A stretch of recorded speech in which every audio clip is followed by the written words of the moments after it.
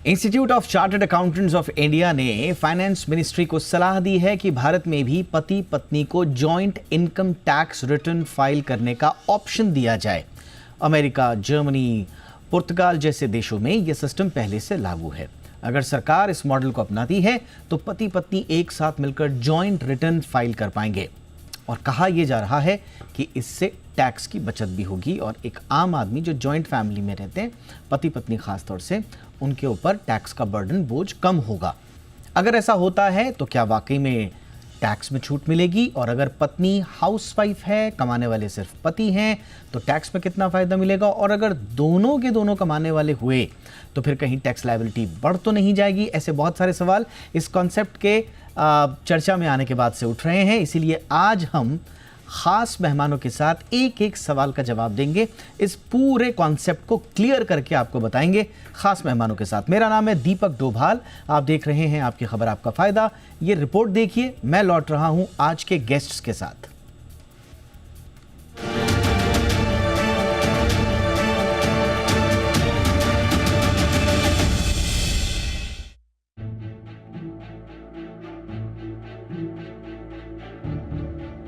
देश में tax system को लेकर एक बड़ा बदलाव हो सकता है और अगर ये बदलाव आया तो करोड़ों परिवारों की जेब पर सीधा असर दिखाई पड़ेगा। Institute of chartered accountant of India यानी ICAI ने फाइनेंस मिनिस्ट्री को एक खास सलाह भेजी है। सलाह ये है कि पति और पत्नी को joint income tax return file करने का विकल्प दिया जाए।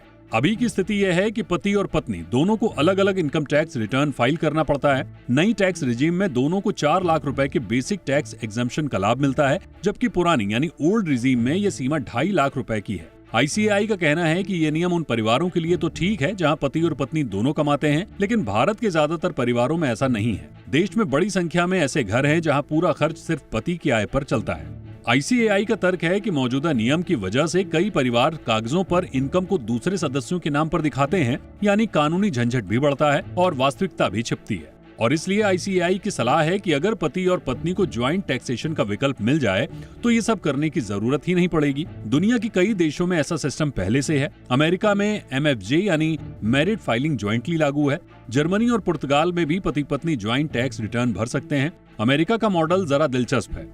वहाँ ज्वाइंट रिटर्न फाइल करने पर सिंगल फाइलिंग के मुकाबले टैक्स लिमिट डबल हो जाती है। इससे फायदा ये होता है कि पति और पत्नी की ज्वाइंट इनकम को जोड़ने पर भी वे ऊंचे टैक्स ब्रैकेट में नहीं जाते, जबकि अगर यही आय सिर्फ पति या पत्नी में से किसी अकेले के नाम पर हो तो वे ऊंचे टैक्स स्लैब में पहुंच जाते हैं। यूरोप के कई देशों में भी फैमिली बेस्ड टैक्सेशन लागू है और मकसद एक ही है कि परिवार पर टैक्स का बोझ कम करना। टैक्स एक्सपर्ट का कहना है कि अगर यूनियन बजट 2026 में सरकार ज्वाइंट टैक्सेशन की शुरुआत करती है तो इससे टैक्स पेयर्स को बड़ा फायदा मिलेगा। सिंगल ज्वाइंट रिटर्न से कंप्लायंस बढ़ेगा और खासकर उन मामलों में राहत मिलेगी जहां संपत्ति पति पत्नी के ज्वाइंट नाम पर होती है, लेकिन फंडिंग सिर्फ एक व्यक्ति करता है। ICAI ने सुझाव दिया है कि पति और पत्नी दोनों वैलिड पैन के साथ एक ज्वाइंट ITR फाइल कर सकें और टैक्स दोनों पर एक साथ लगाया जाए। साथ ही ये भी कहा गया है कि टैक्स पेयर्स को विकल्प मिले, अगर वे पुराने सिस्टम में रहना चाहते हैं तो रह सकते हैं। इसी सुझाव के साथ एक और बड़ा पॉइंट है बेसिक टैक्स एग्जम्पशन लिमिट को दोगुना करने का प्रस्ताव। अगर ऐसा हुआ तो 8 लाख रुपए तक की सालाना ज्वाइंट इनकम वाले परिवारों को कोई टैक्स नहीं देना होगा और जैसे जैसे इनकम बढ़ेगी टैक्स भी बढ़ेगा। सबसे ऊंचा 30% टैक्स 48 लाख से ज्यादा की सालाना इनकम पर लगेगा। तो कुल मिलाकर ICAI का सुझाव ये कह रहा है कि टैक्स सिस्टम को परिवार केंद्रित बनाया जाए, झंझट कम किया जाए और आम लोगों को राहत दी जाए। अब नजरें टिकी हैं आने वाले यूनियन बजट 2026 पर। देखना होगा कि सरकार इस बड़े और अहम सुझाव को हरी झंडी देती है या नहीं। टैक्स सिस्टम में बदलाव की ये हवा चल रही है, अब देखना है कि यह हवा राहत लाती है या सिर्फ उम्मीदें बहाकर निकल जाती है। ब्यूरो रिपोर्ट, जी मीडिया। बहुत ही खास मेहमान इस वक्त हमारे साथ जुड़ चुके हैं आज की चर्चा के लिए। सबसे पहले स्वागत करते हैं CA चरणजोत सिंह नंदा सर का, जो कि प्रेसिडेंट हैं ICAI के। गुड इवनिंग सर, बहुत बहुत स्वागत है आपका हमारे शो पे। DS सक्सेना सर हमारे साथ जुड़ चुके हैं, पूर्व principal chief commissioner income tax department के। गुड इवनिंग सर, बहुत बहुत स्वागत है सक्सेना सर आपका। और हमारे साथ हैं पंकज मठपाल जी, जो कि MD हैं ऑप्टिमा मनी। पंकज सर, आपका भी बहुत बहुत स्वागत है हमारे शो पे। नंदा सर, ऑफ कोर्स आपसे ही चर्चा की शुरुआत कर रहे हैं। डिमांड आप लोगों की है optional joint tax filing married couples के लिए इंट्रोड्यूस किया जाए। इसमें बहुत सारे हैं। कैसे सर ये पूरा आइडिया हमें थोड़ा सा समझाइए, आप लोगों की क्या डिमांड है और हाउस होल्ड को एक इकोनॉमिक यूनिट माना जाए, ये क्या आइडिया है सर? देखिए साहब, institute of chartered accountants of India हमेशा प्री बजट मेमोरेंडम देता है बजट से पहले, और पोस्ट बजट मेमोरेंडम देता है बजट के बाद के जो हमने सुझाव दिए उसमें से कितने माने गए। दोनों पब्लिक स्फीयर के अंदर डॉक्यूमेंट्स होते हैं। जॉइंट टैक्सेशन के बारे में मेरा सिर्फ इतना कहना है कि हिंदुस्तान में ज्यादातर घरों में सिर्फ एक शख्स कमाता है और ज्यादातर लोग खाते हैं, तो इसलिए क्या होता है कि जो टैक्स छूट है वो कम पड़ जाती है, इन्वेस्टेबल या यूजेबल इनकम कम पड़ जाती है। इसलिए हमने ये प्रावधान रखने की इच्छा जाहिर की है कि दोनों मियां बीवी एक टैक्स रिटर्न फाइल करें, उसमें उनकी एग्जम्पशन लिमिट अगर 4 लाख है तो वो दोनों की मिला के 8 लाख हो जाए। अगर वो न्यू टैक्स रिजीम में भर रहे हैं तो उनकी स्टैंडर्ड डिडक्शन 75 लाख है, वो 1.5 लाख हो जाए। और अगर ओल्ड टैक्स रिजीम में भर रहे हैं तो उनकी जो टैक्स लिमिट, उनकी जो स्टैंडर्ड डिडक्शन वो 50,000 है, वो 1 लाख हो जाए। और नीचे सरचार्ज जो 50 लाख से ऊपर होता है, हमने ये रिक्वेस्ट की कि वो बहुत कम है, उसको 75 लाख कर दिया जाए। और अगर ज्वाइंट दोनों मियां बीवी साथ भर रहे हैं तो वो 1.5 करोड़ का, उनको 1.5 करोड़ के ऊपर उनको 10% टैक्स देने का बेनिफिट हो। तो इससे जो परिवार सिर्फ एक आदमी कमाता है वहां पर टैक्स कम और इनकम ज्यादा होगी, जिसको घर के खर्चों के लिए या इन्वेस्टमेंट के लिए या बच्चों की पढ़ाई लिखाई के लिए सुचारू रूप से खर्च किया जा सकेगा। ऑल राइट, तो आप कह रहे हैं कि जो बुनियादी शर्त है इसमें कि एग्जेम्पशंस और स्टैंडर्ड डिडक्शंस दोनों बढ़ें और इस तरह से आईटीआर फाइलिंग सिंप्लीफाई हो, एक रिटर्न में ही सब कवर हो जाएं। और आपने ये भी कहा कि ज़्यादातर हिंदुस्तान की जो फैमिलीज़ हैं उनमें सिंगल अर्नर्स होते हैं, तो इसलिए ये हमारे लिए बड़ा रेलिवेंट है। इस पर सक्सेना सर, आपका क्या टेक है सर? इस आइडिया को इम्प्लीमेंट करने में भारत में कोई चुनौती देख रहे हैं आप? नहीं, चुनौती तो है ये बहुत अच्छा सजेशन, लेकिन चुनौती ये है कि बहुत सारे जो है नियम कानून बदलने पड़ेंगे। हम लोगों का जो सिस्टम है उसमें इंडिविजुअल को ही यूनिट माना गया है और उसी हिसाब से पूरा कानून बनाया गया है। तो अगर एक इंडिविजुअल के बजाय अगर हम पति पत्नी को या परिवार को यूनिट मानेंगे तो बहुत सारे कानून बदलने पड़ेंगे और इन सोर्स ऑफ इनकम काफ़ी होते हैं। जैसे 5 जो है सोर्स ऑफ इनकम माने गए हैं, salary, house property, business etcetera. तो हर हर सोर्स, जैसे सैलरी दोनों की है तो it's a very simple case.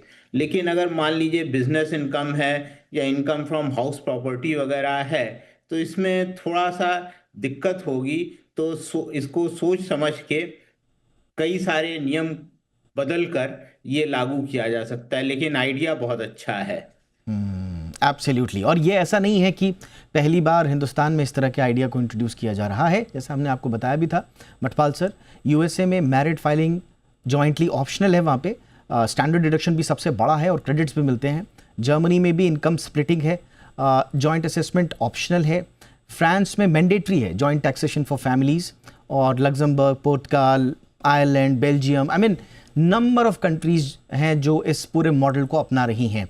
Bharat में आपको कितना चुनौतीपूर्ण लगता है? और टैक्स फाइलिंग क्या सच में ऐसे घरों में जहां पर सिंगल अर्नर्स हैं उनके लिए आसान होगा? पंकज जी। देखिए दीपक जी, ऐसा है जैसा अभी सक्सेना ने कहा कि चुनौतियां होंगी, मैं बिल्कुल सहमत हूं कि ये आसान नहीं होगा, पर इम्पॉसिबल नहीं है। बट बड़ी बात यह है कि क्या इससे फायदा होगा कि नहीं होगा। ये बहुत ही फायदेमंद बात होगी, क्योंकि एक तो जहां तक फैमिली का टैक्स बचेगा वो तो बिल्कुल होगा ही, यदि वो लिमिट बढ़ेंगी। अगर आप लिमिट उतना ही रखेंगे फिर क्लबिंग की बात करेंगे तब तो नहीं, लेकिन यदि लिमिट्स बढ़ा दी जाएंगी तो डेफिनेटली यदि जॉइंट टैक्स फाइल किया जाएगा तो इसका बेनिफिट मिलेगा। पर उससे भी अलग एक बात और भी है, इससे टैक्स की चोरी भी बचेगी। और दूसरी बात, कॉम्प्लायंस की बात करें तो उस हिसाब से भी ये बेहतर साबित हो सकता है।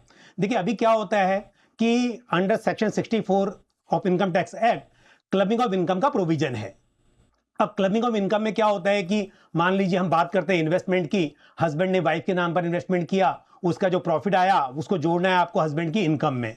तो इस तरह से काफी दिक्कतें होती हैं और इसको लेकर कई बार थोड़ा सा टैक्स इवेजन भी होता है, जो मतलब करने की कोशिश करते हैं, या हम ऐसी बात करें कि घर है एक जॉइंट नेम में लेकिन पैसा दिया हुआ है हस्बैंड ने, उसका रेंट आ रहा है। अब जो रेंट आ रहा है आइडियली तो जिसने पैसा पे किया है उसी की इनकम होती है, पर कई बार उस इनकम को डिवाइड करते हैं जो कि कानूनी तौर पर गलत हो जाता है।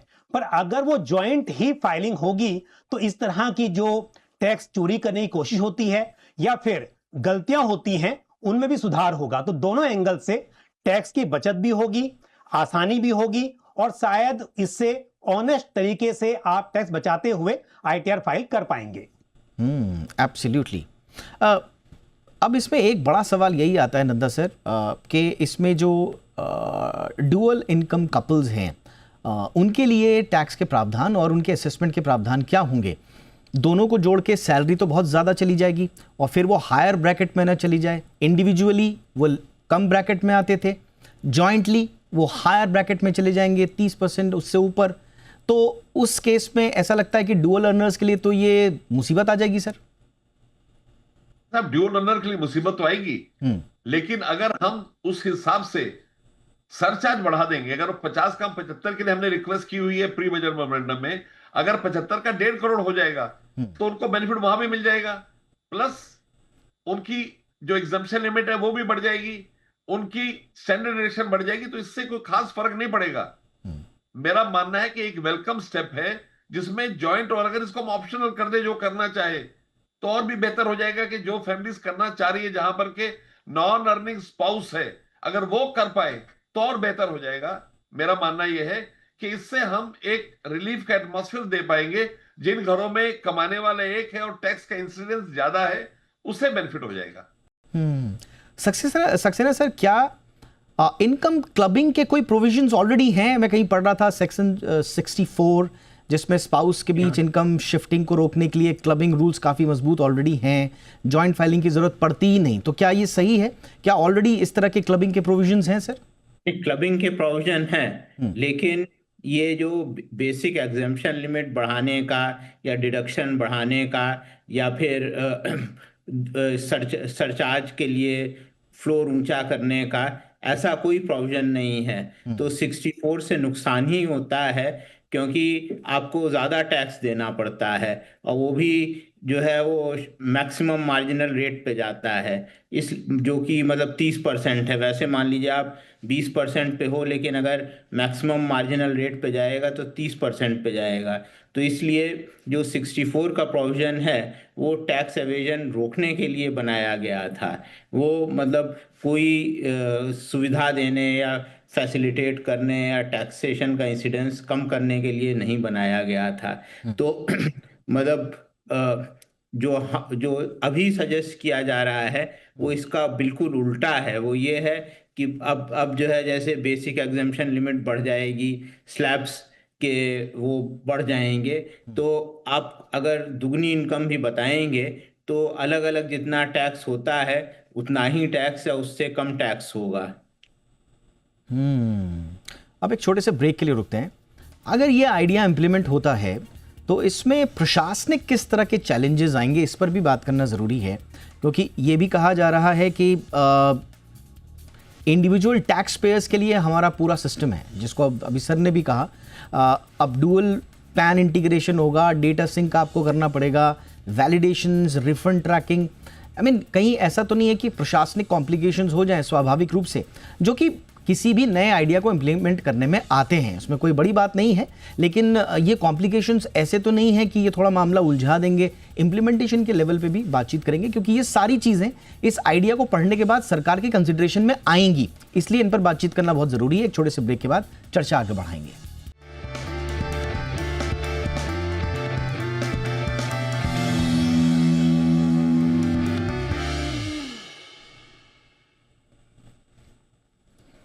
ब्रेक के बाद आपका स्वागत है। पंकज मटपाल जी आपके पास आ रहे हैं सर। जैसा कि बातचीत हो भी रही थी और नंदा सर ने भी कहा इसको कि डुअल हाई इनकम कपल्स में थोड़ा सा चैलेंजेस ज़रूर आएंगे। ऐसा तो नहीं है सर कि मैरिज पेनल्टी जैसी सिचुएशन क्रिएट हो जाए, क्योंकि इंडिविजुअल फाइलिंग से ज़्यादा आपको टैक्स देना पड़ेगा। तो एक पूरे वर्ल्ड वाइड इस तरह के सिस्टम्स में एक मैरिज पेनल्टी का टर्म बड़ा प्रचलित है कि साहब हम तो फंस गए शादी करके। ऐसा तो नहीं है, इस तरह की भावना तो नहीं आएगी? दीपक जी, अगर ये ऑप्शनल होगा कि आपके लिए कौन सा विकल्प सूटेबल रहेगा तो फिर कोई दिक्कत नहीं होगी। देखिए, यदि आपका पर्पस ये है कि इससे जो टैक्स लायबिलिटी है वो कम हो, तो ऐसे में डेफिनेटली जहां पर एक व्यक्ति की इनकम बहुत कम है और एक की ज्यादा है, तो फायदा ये हो रहा है कि हम स्लैब की बात करते हैं, पर जब दोनों की इनकम ऐड होगी और स्लैब भी बढ़ेंगे, अगर स्लैब नहीं बढ़े तो फिर जैसा आप अभी कह रहे थे ब्रेक से पहले, वही बात होगी कि आपकी लिमिट तो बढ़ी नहीं और उल्टा नुकसान हो गया कि आप पहले 20% ब्रैकेट में थे और इनकम जुड़ने से आप 30% में आ गए हो। पर उसके साथ में लिमिट भी बढ़ेंगी। यदि कपल की इनकम एक साथ में उसका आईटीआर फाइल हो रहा है तो आपकी लिमिट बढ़नी चाहिए, तो लिमिट बढ़ेंगी तो उसका फायदा ये होगा कि जिसकी इनकम ज्यादा है और एक की कम है तो वो एवरेज हो जाएगी और आप लोअर ब्रैकेट में आ जाओगे, तो ये फायदा होगा। दूसरी बात यह है कि अगर दोनों की इनकम पहले से ज्यादा है और आपको कहीं फायदा नहीं दिखाई दे रहा है या उल्टा दोनों की इनकम क्लब करने से आपको ज्यादा टैक्स देना पड़ रहा है, तो वो आपके पास विकल्प होना चाहिए कि आप इंडिविजुअली फाइल कर सकें।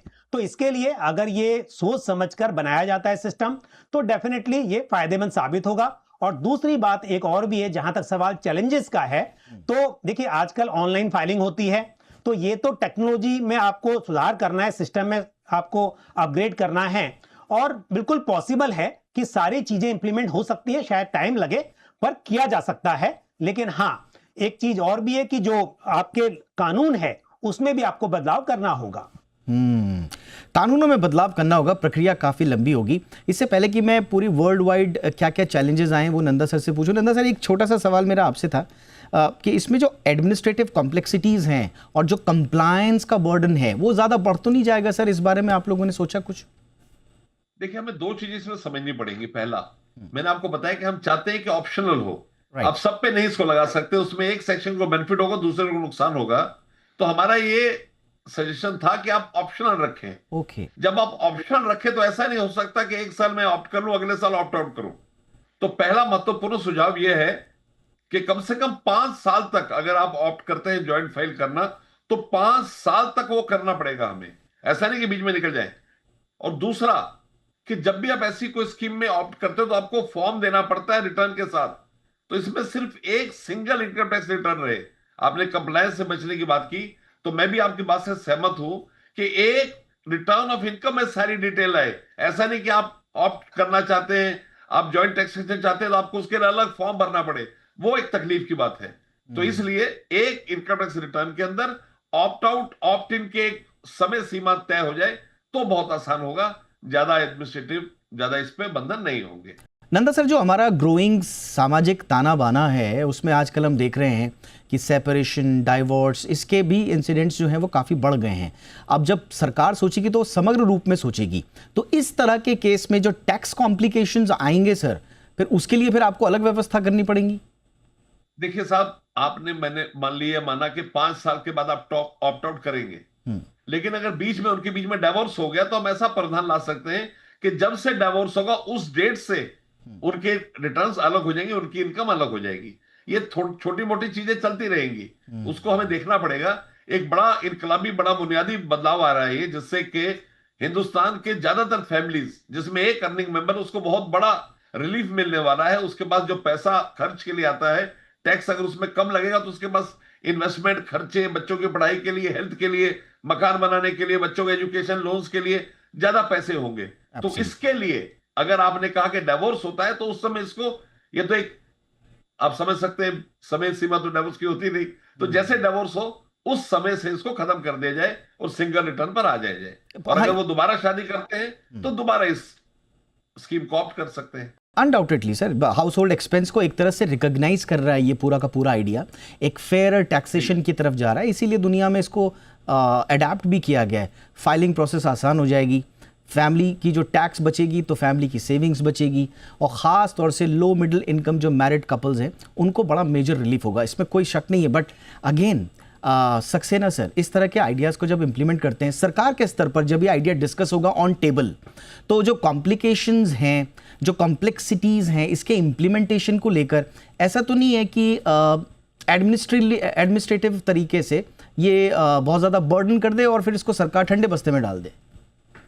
नहीं, सरकार जो है वो ऐसे एडमिनिस्ट्रेटिव हर्डल्स को तो ध्यान में रखती है, लेकिन अगर कोई अच्छा प्रावधान हो तो उसे ज़रूर इम्प्लीमेंट करती है। एडमिनिस्ट्रेटिव हर्डल्स तो काफ़ी होंगे, क्योंकि जैसे हमारा पूरा सॉफ्टवेयर है जिससे आजकल प्रोसेसिंग, कई बार आपने देखा होगा कि आपने रिटर्न फाइल किया और वैसे ही वो प्रोसेस हो गया, तो वो सारे जो है उनको सॉफ्टवेयर वगैरह बहुत कुछ बदलना पड़ेगा, और इसमें ये एक बड़ा एडमिनिस्ट्रेटिव हर्डल आएगा। दूसरा ये, जैसे कि मान लीजिए पति पत्नी के जो संबंध हैं वो तल्ख हो गए, बहुत बार ऐसा है कि वो लोग एक दूसरे को, मतलब I am just saying, I am not implying कि ऐसा होता ही है, कई बार ऐसा होता है कि वो लोग अपने इनकम वगैरह और ये एक दूसरे को पूरी तौर पे बताना नहीं चाहते हैं, स्पेशली जो बहुत ही हाई प्रोफाइल उसमें हो, तो ये थोड़े प्रॉब्लम्स होते रहते हैं जिनको मतलब मद्देनज़र रख कर नए रूल्स बनाने पड़ेंगे, तभी ये इम्प्लीमेंट हो पाएगा। एब्सोल्युटली। मठपाल जी, भारत में already income splitting I mean एक तरह से दूसरे तरीके से कॉमन है, लीगल वे से हो भी रही है। गिफ्ट्स हो गए, इन्वेस्टमेंट्स इन स्पाउस ने, मतलब आप अपने स्पाउस के नाम पे कर दी, तो बहुत तरीके से टैक्स बचाया जा रहा है। जॉइंट फाइलिंग इंट्रोड्यूस करने से कोई नया इंसेंटिव नहीं रह जाएगा, इस बात का भी कोई आप आशंका देख रहे हैं? देखिए, अभी आपने कहा कि इनकम स्प्लिट करते हैं स्पाउस के बीच में, तो वो तो एक्चुअली सही तरीका नहीं है, क्योंकि स्प्लिट करते हैं तो उससे टैक्स एक्चुअली नहीं बचता, क्योंकि जो भी बात की थी हमने सेक्शन 64 की, तो क्लबिंग ऑफ इनकम होती है, तो वो तो फिर आप कहीं डिस्क्लोज नहीं कर रहे हैं और स्प्लिट कर रहे हैं, तब कहीं उसका फायदा उठाना चाह रहे हैं, जो कि गलत तरीका है। अदरवाइज तो उससे आपकी नहीं, जैसे मैं कह रहा था कि मैं मेरी पत्नी, उनको हमने गिफ्ट दे दिया, वहाँ हमने कुछ बचा लिया, हमने स्पाउस के नाम पर हमने कहीं पर इन्वेस्टमेंट कर दिया, तो वो बच जाता था। अब अगर आपने एक हाउस होल्ड को एक यूनिट मान लिया, तो ये तो सबकी कलेक्टिव इनकम में आ जाएगा, तो ये इंसेंटिव नहीं रह जाएगा। कि नहीं बचता है ना। हाँ। दीपक जी, वही कहना चाह रहा हूं, अगर आपने वाइफ को गिफ्ट दिया तो उसमें आपकी टैक्स बचत तो कुछ हुई नहीं, क्योंकि आपका टैक्सेबल इनकम है, उसमें से आप दे रहे हैं, आपने टैक्स तो पे कर दिया। अब जो वाइफ को दिया, उनके हाथ में वो टैक्स फ्री है, बट वो तो आपका भी टैक्स पे हो चुका है। अब वाइफ ने उसको इन्वेस्ट किया, और उसको इन्वेस्ट किया, उस पर जो इंटरेस्ट आया वो हस्बैंड की इनकम में ऐड हो रहा है, तो बचा किधर? आपने अपनी ही इनकम में बचाकर टैक्स पे करने के बाद में उसे इन्वेस्ट कर दिया होता, तो भी उसका जो इंटरेस्ट आता उस पर आप टैक्स पे करते। और अब वाइफ को आपने दिया गिफ्ट, उन्होंने इन्वेस्ट किया, उस पर जो इंटरेस्ट आया वो भी हस्बैंड की इनकम में ऐड होना है, तो इससे टैक्स नहीं बचता है। अब दूसरी बात मैं और बोलता हूं आपको दीपक जी, यहां पर सबसे प्रॉब्लम एक और भी है, जो बात चल रही थी डाइवोर्स की। अब क्या होता है कि हम जब कभी लोन के लिए अप्लाई करते हैं, तो ठीक है, जब दोनों के संबंध अच्छे हैं तो हस्बैंड वाइफ जॉइंट भी लोन के लिए अप्लाई कर सकते हैं। लेकिन अब यहां पर अगर ऐसा केस होता है कि आईटीआर जॉइंटली फाइल किया गया है और इनकम टैक्स के बेनिफिट लेने के लिए आपकी इनकम भी एवरेज हो गई है, और फिर डिवोर्स हो गया, अब डिवोर्स के बाद हस्बैंड या वाइफ में से किसी एक को लोन लेना है, उस वक्त पर बड़ा डिफिकल्ट हो जाएगा इनकम को असेस करने के लिए, क्योंकि हमारे इंडिया में इनकम आईटीआर मतलब इनकम टैक्स का जो रिटर्न है वो बहुत ही मेन डॉक्यूमेंट होता है आपकी इनकम को प्रूव करने के लिए। तो इस तरह की दिक्कत भी आएंगी जब ऐसे चेंजेस होते हैं, तो वहां पर फायदे भी होते हैं। लेकिन अब क्योंकि बात चली थी यहाँ पे डाइवोर्स की, नहीं, बहुत अच्छा आपने एंगल जोड़ा है, तो डेफिनेटली ये बहुत डिफिकल्ट भी हो सकता है। हाँ, एब्सोल्युटली, ये चैलेंजेस आएंगे, और अगर इसको सरकार आइडिया को अडैप्ट करती है तो इस तरह के चैलेंजेस को भी सरकार को कंसिडरेशन में रखना होगा। जाते जाते बहुत क्विकली सर, समय बिल्कुल कम है, लेकिन नंदा सर जाते जाते दुनिया से कुछ सबक भी लेने सर, इस आइडिया को आत्मसात करते वक्त, कि क्या नहीं करना है। समय कम है, मैं यूरोप का सबक बताता हूं। यूरोप में यह है कि हस्बैंड फाइल करेगा, वाइफ फाइल करेगी। अच्छा। हमारे यहां पर तो इतना नहीं होता ना। अगर मान लीजिए दोनों बराबर से उनका इनकम है, कम इनकम है, तो कौन फाइल करेगा? दूसरा, अगर वाइफ की इनकम कम है, अगर वो रिटर्न भरती है उसको रिफंड मिल जाता है, यहां रिफंड नहीं मिलेगा। तो ये भी उनके सामने, स्पेंसर के सामने केस आ गया कोर्ट के अंदर कि वाइफ कहती कि मेरा रिफंड नहीं मिला, तो कोर्ट ने हेल्ड किया कि जो भी हस्बैंड या जो भी स्पाउस ज्यादा इनकम ले रहा है वो उसको रिफंड को अपनी बीवी या अपने हस्बैंड को देगा। तो ये दो चैलेंज, पहला चैलेंज कि अगर किसी का रिफंड बनता तो कैसे देंगे, और दूसरा, दो लोग हैं तो कौन भरेगा, ये एक बड़ा चैलेंज उभर कर आया यूरोप के अंदर। ऑलराइट, तो इस तरह के बहुत सारी सीख हैं जो इस आइडिया को इंप्लीमेंट करने से पहले बहुत सारी चीज़ें कंसिडरेशन में रखनी होगी। ऑल द बेस्ट सर, बहुत अच्छा आइडिया आप लोगों ने दिया है। उम्मीद करते हैं कि सरकार इस पर डिस्कशन करेगी और जो भी आमजन की बेहतरी में होगा वो चीज़ इंप्लीमेंट होगी। Thank you so much for taking out time for us. Thank you so much Pankaj Matpal ji, Saxena sir, Charanjot Singh, Nanda sir, thank you so much. Show में इतना ही, इजाज़त दीजिए, नमस्कार।